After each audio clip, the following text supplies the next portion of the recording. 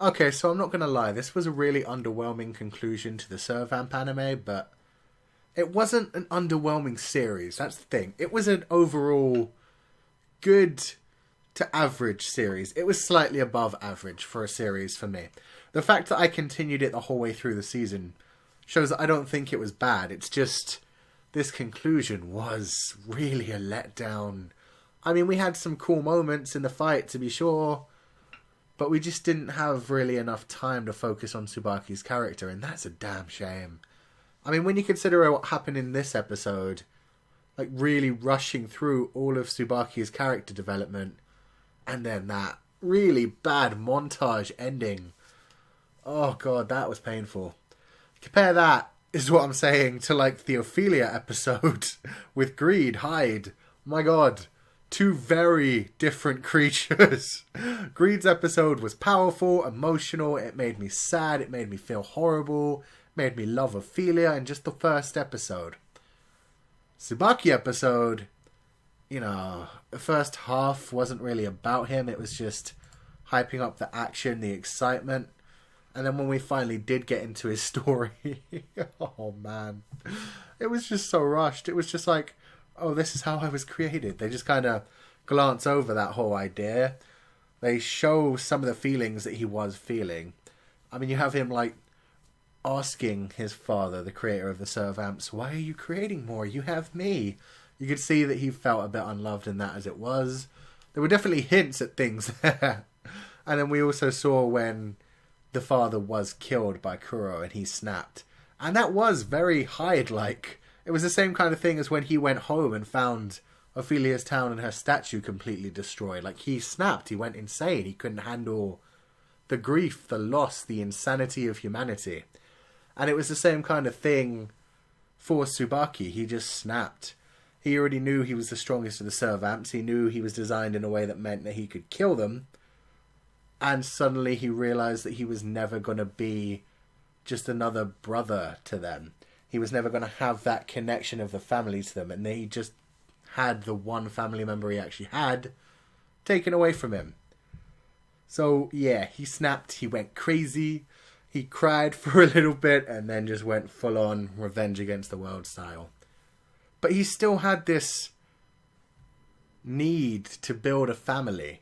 I mean, he went around collecting all the other humans who had been treated badly in their past. To see it with Sakuya as well. That idea that he found Sakuya already beaten and broken, having gone through a really bad scenario. And he brings him back. It seems that he did that with all of his subclass. All of his subclass were so fucked up in the past. And meanwhile, thinking back to it, Hyde killed like 100 of them. 100 people that were that mentally broken and had been helped by Tsubaki had just been destroyed by Hyde. It was just the real conclusion to this that got to me. I mean, they had all those cool moments of like Mahiru and Kuro like working together. Mahiru saying he wasn't going to just let Kuro go it by himself. Repeating his age-old mantra that most people just want someone to do it, but nobody wants to be that someone, and Mahiru isn't like that. The idea that he wants to actually be the someone, to be the someone that's useful and steps up and does the job. And that was all very, like, cool. It was hyping it up quite a bit. But then when it came down to it, like, again, cool moments when Kuro and Mahiru were, like, dashing through, blocking all the swords and shit. But then his sword, spear, just suddenly turns into a key. Feels very Kingdom Hearts rip-off-ish. And that really annoyed me. It was just suddenly like, why is it a key now? Since when did you gain the power to go into other Servamps' hearts?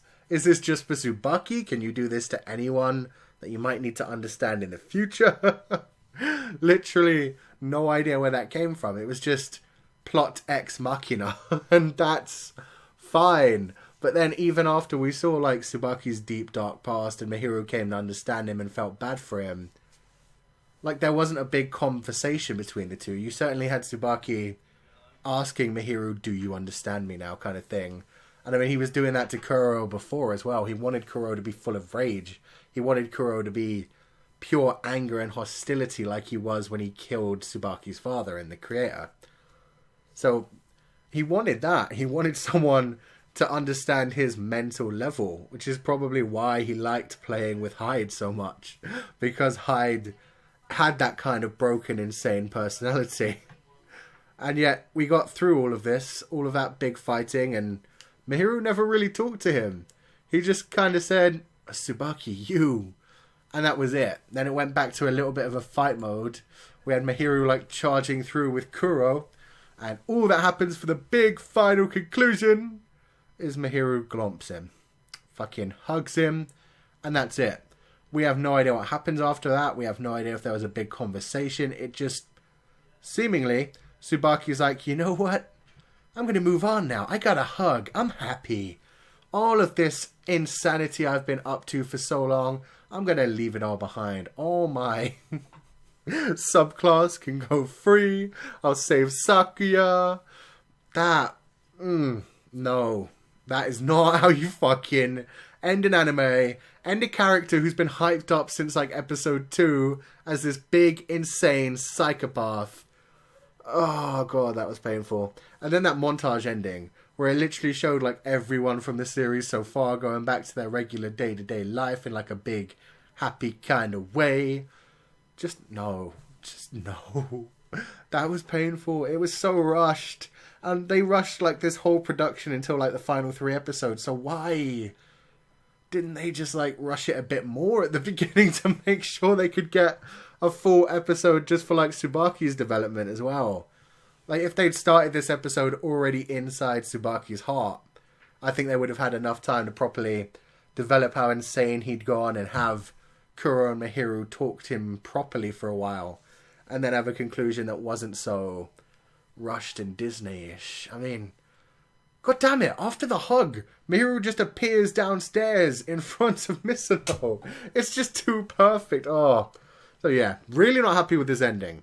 But Servamp was a fun ride. It was a good anime. I'm really not happy at the Sakuya thing as well. It didn't carry enough weight. I mean, for so long, I'd been hoping for Sakuya to turn coat on Tsubaki and end up helping Mahiru, but it was only at the final second it finally happened, and Mahiru didn't react to it that much. Like, he just moved on to Tsubaki.